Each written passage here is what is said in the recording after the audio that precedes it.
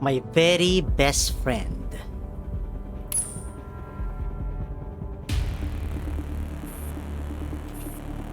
Two hours, 15 minutes until the Nidhogg protocol takes full effect.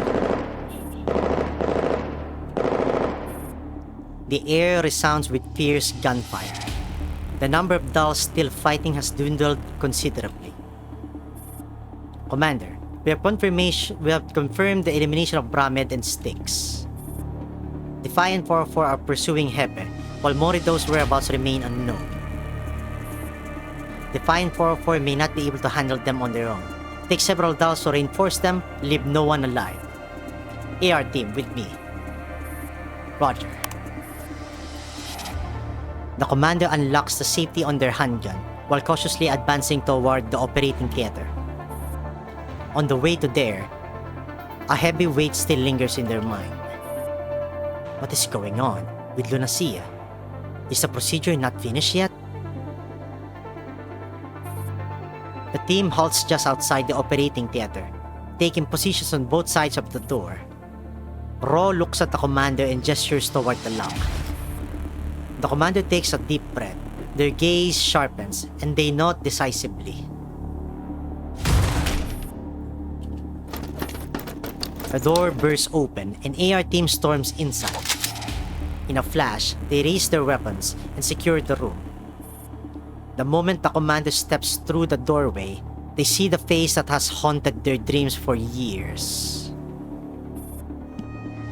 You!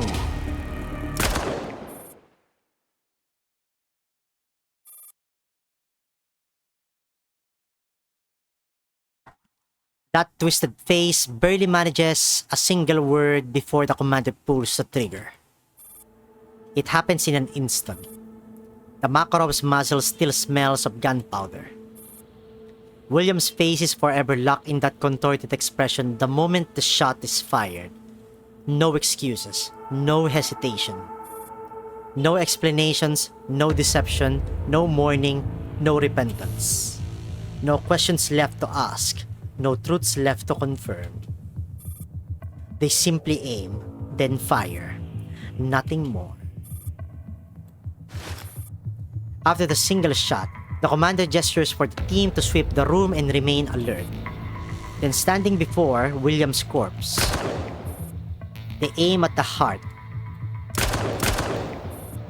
the abdomen, the head,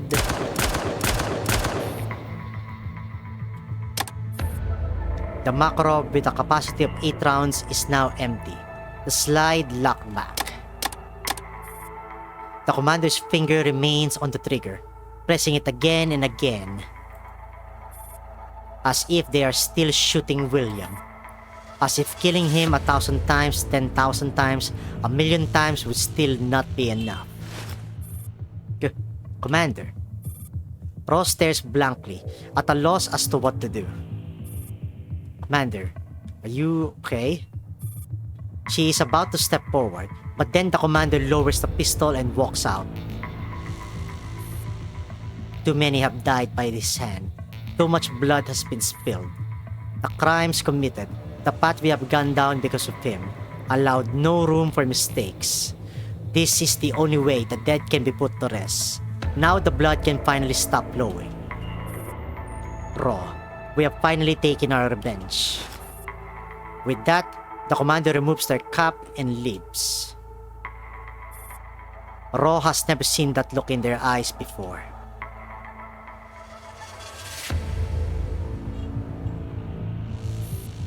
Inside the certain URNC office in the white zone of Frankfurt. Sir, we have received confirmation. Lord Ballard von Oberstein is dead. We have secured the perpetrator for now. How should we proceed? The Earl stands by the window with his hands clasped behind his back. Frankfurt stretches before him, yet he looks upon it with indifference. It's impossible to tell what is on his mind. The seasoned Stasi agent waits uneasily through the long stretch of silence. Outside, dark clouds gather, the wind rises. Frankfurt, under the westerlies, is usually blessed with steady rain. A gentle wind in peaceful times, bringing moisture and life. But in times of turmoil, it becomes a storm wind, summoning oppressive clouds and lashing rain. Sure enough, the once gentle wind shifts. In an instant, a storm starts raging outside. Watching Frankfurt swallowed by torrential rain, the Earl finally speaks. In the end, the commander is neither hedgehog nor fox, just an ordinary Joe who crossed the line. Rain lashes against the window with sharp, staccato taps, but the interior of the office remains deadly silent. Handle it in accordance with the law. Yes, sir.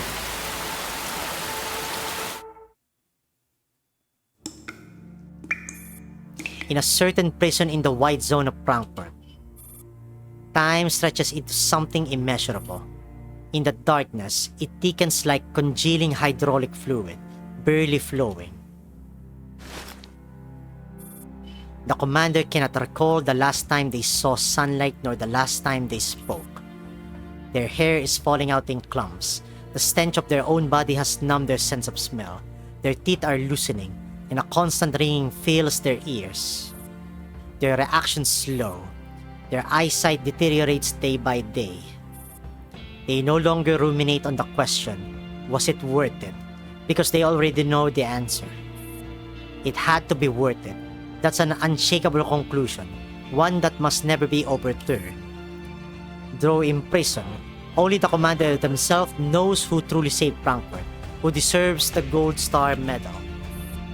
The fact they are now in this sorry state is no accident. It's the doing of the URNC's upper ranks. History is not always progressive. This is merely the polar night before dawn. There was no mistake. Everything was worth it. They must think of it that way.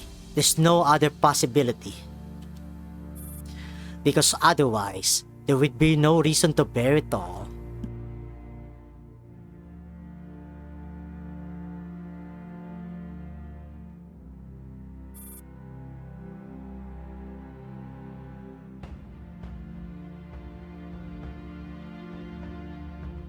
If it wasn't worth it, then it would all have been. At least William is dead, Paradeus is shattered, there will be no more victims of illegal experiments.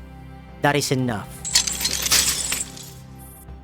The commander looks up at the sound of the prison guard striking the iron door with a baton.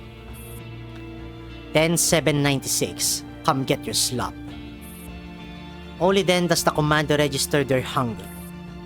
Meals have always come at the guard's whim, so there's no point in feeling hungry. Learning how to suppress one's biological needs is the key. Move it! The commander can no longer stand upright. Their spine and limbs have degenerated, so they crawl, no, wriggle toward the door. Once this would have been humiliating, now it is nothing. The guard sets down the bow, but does not leave. Unusual. But it doesn't matter. Humiliation, torture, he can do anything he pleases. It's all routine at this point. The commander reaches for the bowl. The gruel is as foul as ever and can barely be called food. They eat anyway, wolfing it down. Rotten, sour taste fill their mouth. The commander quietly resigns himself to another bout of diarrhea that night. They have finished half of the gruel, but the guard still hasn't left. So the commander looks up, their eyes meet. You're... The moment they notice something wrong about the guard, their tongue and lips go numb. A prickling sensation spreads across their mouth. The bowl clatters to the ground, not by will, but because their fingers have also gone stiff and numb. They struggle to stand, only to collapse in a heap again.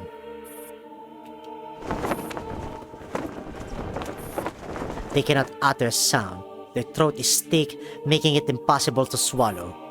Breathing grows difficult. They grow weak. Death closes in. The commander watches as the guard approaches. He removes his hat, revealing a beautiful face with delicate features. A familiar face, that slender build. Only then does the commander realize it's not a he, but a she. They writhe on the ground, but their body refuses to obey. Only their eyes are still theirs to command. They are now wide with fury. At that moment, the commander finally realizes that death is not the worst thing in the world. Hello, Commander. I'm sure you know who I am.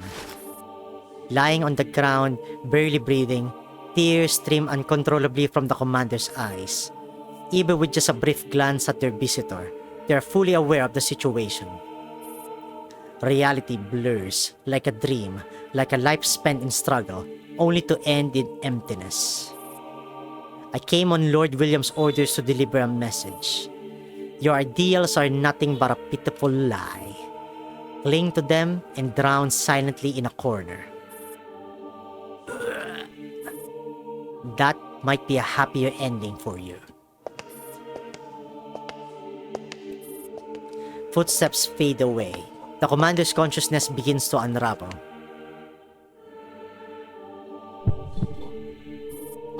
The commander gazes up at the ceiling as they lie flat on the floor. The dim light gleams like the sight of death. The ringing in their ears becomes his whisper. Before losing consciousness completely, the commander knows with absolute certainty they are going to die. The ideals they have pursued all their life, shattered in an instant. What a despicable, powerless life they have lived. As the commander breathes their last, all they feel is bitterness and resentment.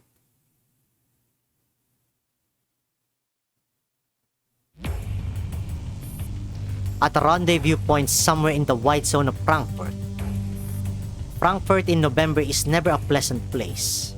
The days grow colder, the sun is already gone by 4 or 5, then comes the dreadfully long night. Even in daytime, the sun rarely appears. Everything is suffocatingly gray. Over Frankfurt hangs not only visible clouds, but unseen political undercurrents. I've lost count how many plain clothes I've spotted along the way. When did Frankfurt become like this? Since the commander went missing, Agent J has lost his happy-go-lucky demeanor. He has grown serious and dour. The reason is the city's quiet transformation. Most visible of all, the secret police everywhere. Kevin, you're being followed. Check your 5 o'clock and 7 o'clock. There are 2 of them. Damn weasels. Clicking his tongue under his breath, Agent J lowers his cap and quickens his pace. Using his familiarity with Frankfurt, he weaves through the streets. However, instead of falling behind, his pursuers slowly close the distance. Damn it. There's an alley ahead that leads to the sewers. You can shake them there. Got it.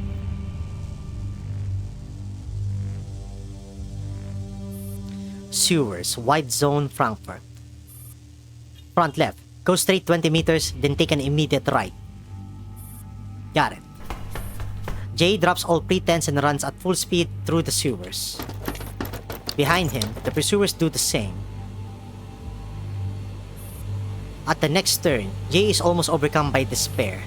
It is a straight corridor. He's no match for the 2 marathoners behind him in terms of speed and endurance. He's only managed to stay ahead by navigating the maze-like sewer system under 45's guidance. But now, in this corridor that's straight as an arrow, there's nowhere for him to turn or hide. His capture is inevitable. Hey, where do I go now? Can't you lot from Nampa be a little more helpful? Hey, answer me.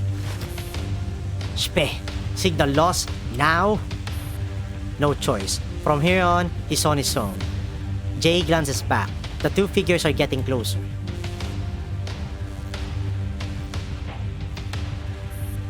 Deep in the sewers, wide zone Frankfurt. The sound of footsteps draws closer and closer, while Jay's stamina is already at its limit. I can't catch my breath. Am I going to get caught? Damn it. Just as Jay is about to draw his sidearm and make a last stand, he suddenly hears several extremely heavy footsteps coming from above his head. More pursuers above me? Are they trying to kill me outright? But something feels off. If those are footsteps, they're far too heavy.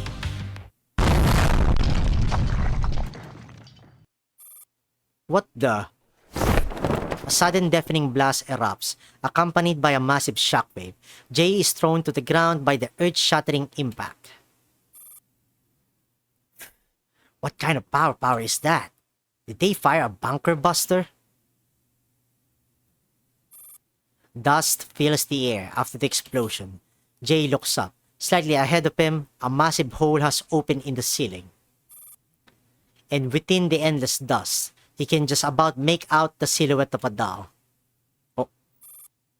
A towering doll of immense stature. AK-15. As the dust gradually settles, Jay finally recognizes the figure. Hey, do you have to make such a splashy mess? Another more slender doll approaches. She waves her hand, fanning away the dust as she nears Jay. After getting the message from 45, you went from just picking up the pace to punching through a blast door, and now you have straight up kicked through a sewer pipe made of reinforced concrete. You're practically a high-speed train at full throttle. The two of them jump down from the shattered pipe, AK-15 destroyed, and land beside Jay. I thought I was gonna die. Seeing familiar faces appear one after another, Agent Jay's expression finally relaxes a little. He gets to his feet and dusts himself off. By the way, she asked us to pass on a message. We are with Griffin, don't get that wrong. Fair enough, none of us are here on official duty anyway. Speaking of official duty, the Stasi sent them, right? Aren't they your old colleagues? Why are they running after you like you owe them money? There were no NATOs among my former colleagues. NATOs? Following Jay's gaze, the group looks toward AK-15, who is walking out of the billowing cloud of dust. She tosses something she's been carrying onto the ground. It is a NATO, missing half its body, completely lifeless. Why are NATOs wearing Stasi uniforms? Over the past year, the number of secret police in Frankfurt has increased fivefold, with almost 3 Stasi agents watching every 2 households. But with the war being so recent, the population losses haven't been recovered, not to mention the negative birth rate. It's all because a large number of NATOs have infiltrated the Stasi ranks. That doesn't make sense. NATOs all look the same. Human agents should be able to spot them easily. And Paradeus. That's exactly why we're here today. At some point, UMP-45 has joined the group with UMP-9. We tried filing investigation requests, but all of them were rejected. So we had no choice but to do this off the books. Everyone gathered here today, no matter your current affiliation. You're here as members of Griffin. Understood? Huh? Even me?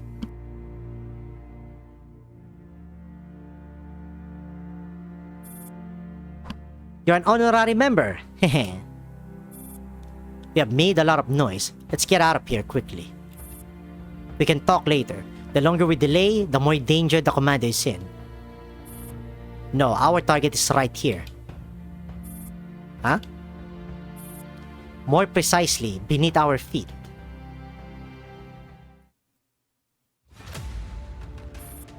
Deep in the sewers in the white zone of Frankfurt. So the ones coming after me just now were the NATOs guarding the lab? The group forms up and advances cautiously, with AK-15 taking point. Along the way, they encounter several NATOs, but they are silently taken down by AK-12 and AN-94, who handle reconnaissance. Not necessarily. The two chasing you were probably just standard patrol units. If it had been the ones I took out earlier, you would have been dead the moment they spotted you. Their specs weren't low. Several of them sensed something wrong before I made the move. And the deeper we go, the stronger the security gets. The NATOs out there were manageable. The ones we just ran into were already quite tricky. They're perceptible enough to notice us even when we try to ambush them. As for the ones deeper inside, they might be even stronger. So, are you going to tell us what's going on now? What on earth happened to the troublemaker? A while back, about a year after the Battle of Frankfurt, 45 came to me, saying she couldn't contact the commander. At the time, I'd just been kicked out of the Stasi, and I had no connections left. Without solid intel, we couldn't act recklessly, so we stayed under the radar. We investigated for a long time, didn't get much, but one thing is certain, Paradeus didn't disappear. If anything, it's thriving and operating at an even larger scale. The commander killed William. Paradeus should have collapsed. How did it turn out like this? And the timing of Paradeus' resurgence matches the moment the commander disappeared. Even a child wouldn't believe there's no connection. I don't believe that troublemaker would die so easily, but they must be in trouble. That's why I'm here. The commander has to be okay. They must have been hidden somewhere. Security is tight around here. We're getting close. Prepare yourselves. Kevin, you're the only human here. If combat breaks out, stay in a safe position and coordinate us. Got it? Yeah, leave it to me. Everyone came here on their own after hearing the news, chasing down leads about the commander. I'm not like them. I don't have any inspiring words, but we're all here for one thing and one thing only. If the commander is alive, we find them. If they are dead... Jay pauses. He swallows hard. The word dead weighs 1,000 pounds, too heavy to speak. If they are dead, we avenge them. That's a very scary face of Alpha.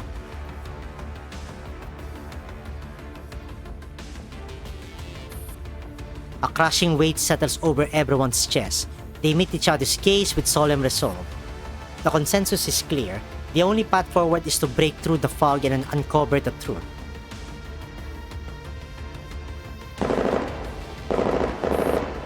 In a top-secret lab deep in the sewers of the White Zone of Frankfurt. It can be said that this is one of the most difficult battles the Dolls have ever faced. Just 5 standard NATOs have managed to deal devastating damage to the team. These things can no longer be called NATOs. AK-15, 3 o'clock. 94, provide covering fire. Amid the hail of bullets, Jay immediately issues commands based on battlefield conditions. But the enemy's firepower and mobility far exceed expectations. The team was barely able to eliminate 3 of the 5 NATOs while taking very heavy losses. Even Jay, who is being protected, has his right shoulder torn open by stray bullets, twisted at an unnatural angle. The remaining 2 NATOs are drawn away by the steel mobile AK-12, led on a chase along the outer perimeter that isn't looking too good for the outnumbered Doll. The most severely injured is Steven's M520. Half her frame, from eye to hip, is nearly destroyed. Leaning against the wall, she struggles to hold her gun with one hand, firing to keep the approaching NATOs at bay. The team finally pushes the front line to the blast door at great cost. AK-15, breach the door. Everyone else, full cover. Understood. AK-15 charges forward, but this blast door is less a door and more a steel wall. Even AK-15 cannot break through it quickly. The delay forces everyone to extend their defensive cover. But the enemies show no mercy.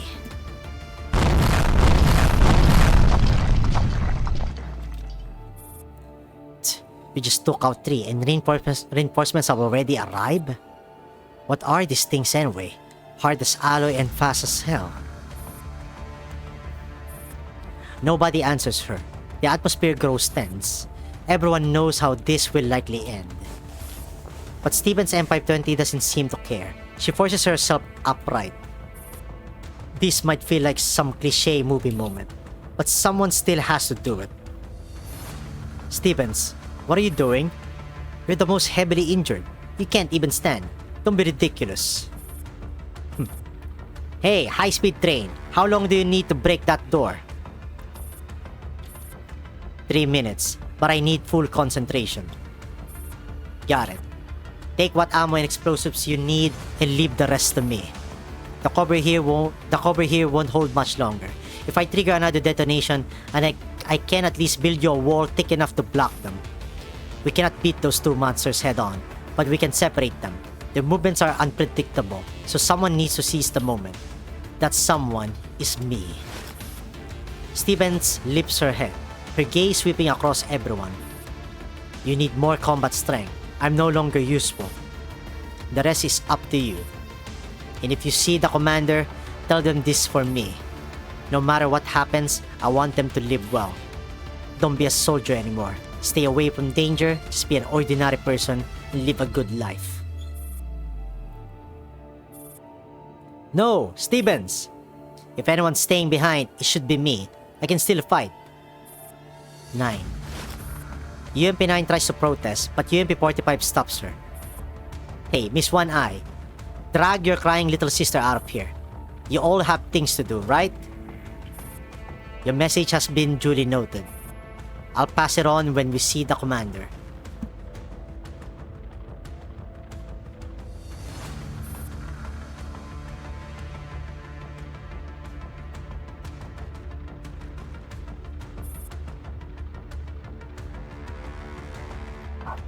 UMP-9 says nothing more, but her quiet sobbing adds a layer of sorrow to the already tense air.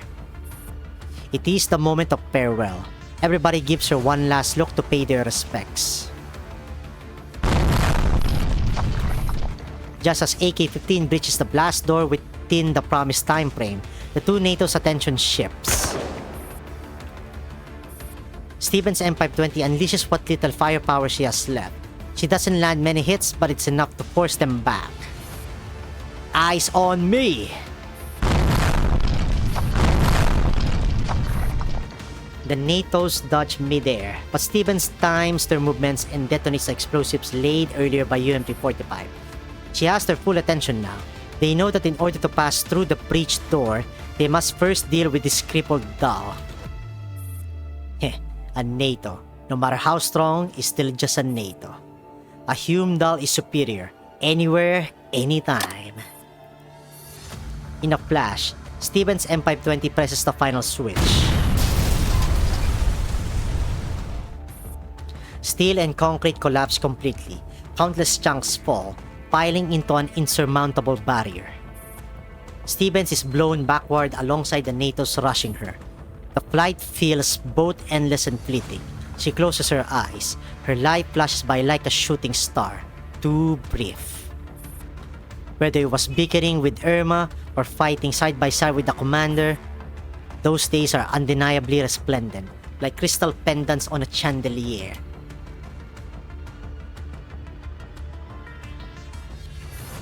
Inside the lab in the white zone of Frankfurt. The moment the door opens, a cold flash cuts through the darkness. Jay, being human, reacts too slowly. Enemy attack! Night vision on! Sis. Only UMP-9's trembling voice can be heard in the darkness. Jay turns and finds UMP-9 frozen in a state of neural shutdown. He rushes toward her to find out what happened. But before he gets close, he hears something hit the ground and roll up to his boot. It is UMP-45's head. Her expression frozen at the moment she entered. Below the neck, the cut is smooth like tofu sliced by superheated blade. The blade doesn't stop after beheading UMP-45. It flashes again the next second. With a small explosion, UMP-45's core is destroyed before everyone's eyes. 45! Footsteps echo in the dark.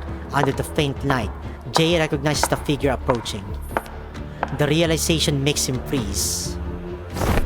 In that instant, the figure vanishes. Kevin, snap out of it! In a flash, AN-94 is already in front of him, clashing with the enemy. I'm not mistaken, that's Greg. But why is she... You killed 45! You killed 45! I'll kill you! UMP9 snaps out of her catatonic state, draws her weapon and enters the fray. But for some reason, Krieg is far stronger than before. Her movements are like streaks of silver light, too fast for the human eye to register. AN-94 and UMP-9 are forced back even when they join forces against her. 9, don't lose your head. Don't just stand there. Oh, should you really be worrying about others now? Tell me, most powerful doll, what exactly are you looking at?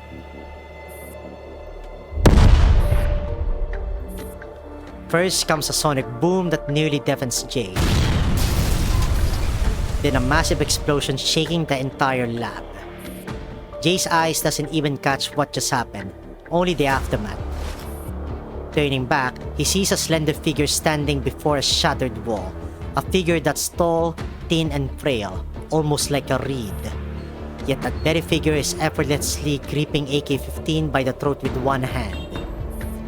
Completely indifferent to the power she's restraining, she simply turns and grins at Jay. Jay's brain finally pieces together what just happened. In an instant, beyond human perception, AK-15 was slammed into the wall by a black blur. The sonic boom was the slender figure's movement, and the explosion was AK-15 crashing into the wall. Long time no see, Agent. Oh? What are you doing here, Scarl? Remember me? Oh, because she's from Stasi. That's why she's an enemy. Amaris. No, you're not Amaris. Who are you? She is Amaris, the one and only. It's understandable that you find her unfamiliar. After all, the moon is my masterpiece. Now she is truly the most powerful doll in existence. A familiar voice echoes from the corridor. Footsteps approach as the lights flicker on, and Jay can finally make out the newcomer. Wait, isn't Amaris like a bodyguard of Nele? What the fuck? In this timeline, she became evil?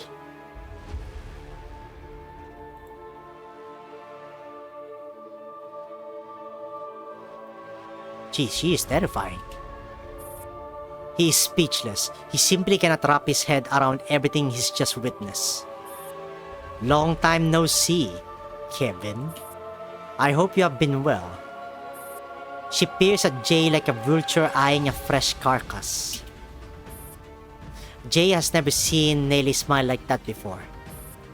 As the lab lights fully illuminate, Jay sees the surrounding clearly. His eyes widen as he takes in the horror. He once thought the experiments under Ballard von Oberstein's Paradeus were already beyond monstrous. He never imagined someone could surpass them. He is a seasoned special agent, yet even this visible portion alone makes his stomach convulse. No, this can't be.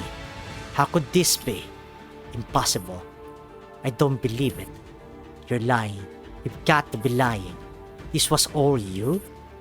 Nelly, what are you doing? What am I doing? I'm simply doing what must be done. Reforging the world, changing its rules, establishing order, ushering in its rebirth. That is what I'm doing. No, that's not an excuse. That doesn't justify bringing back human experimentation. Paradeus was already finished. Why take it over? What do you gain? So you think, after your commander executed Ballard like a dog, Frankfurt would just enter an age of peace? I merely accomplished what neither they nor Ballard could.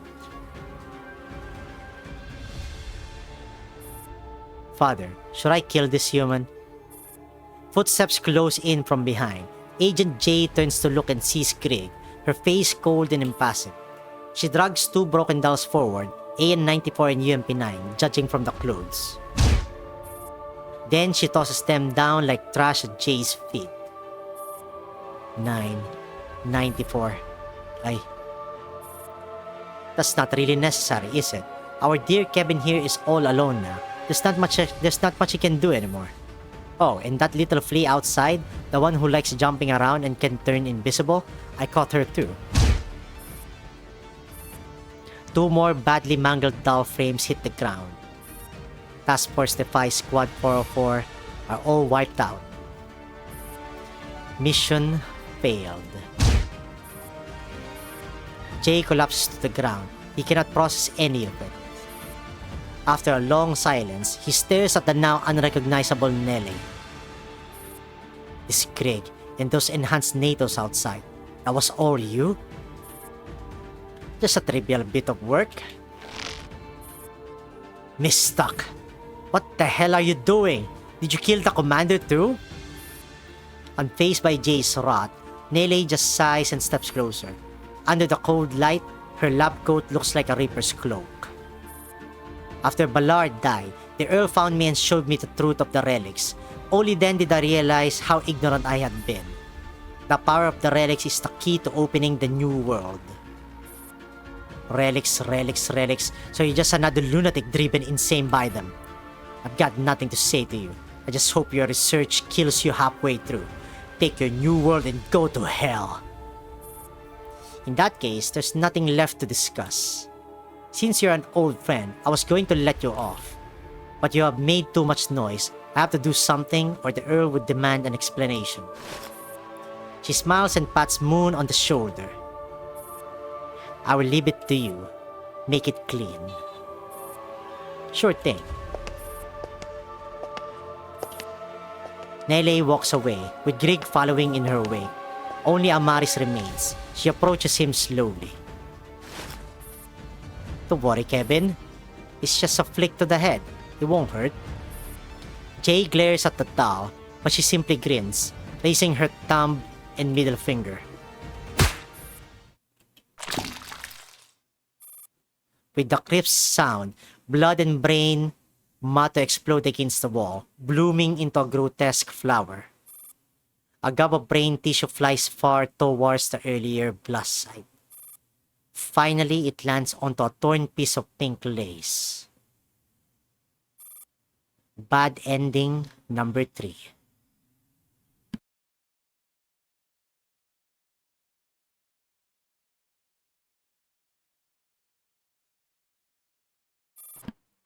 There are many possible directions this outcome could have been taken, but I chose the most brutal and the most nauseating one to present. If at that moment she had not stopped you, instead let you vent your rage, this is where it would lead. In this possible timeline, you achieve your revenge, but many problems cannot be solved with a single bullet. Before gaining the strength needed to oppose that pretentious man, throwing yourself onto the chopping block is simply unwise. Considering how astoundingly naive you are, you might just gladly accept the consequences if it meant fulfilling your wish. Unfortunately, she would never allow such an outcome. Besides, this doesn't solve anything fundamentally.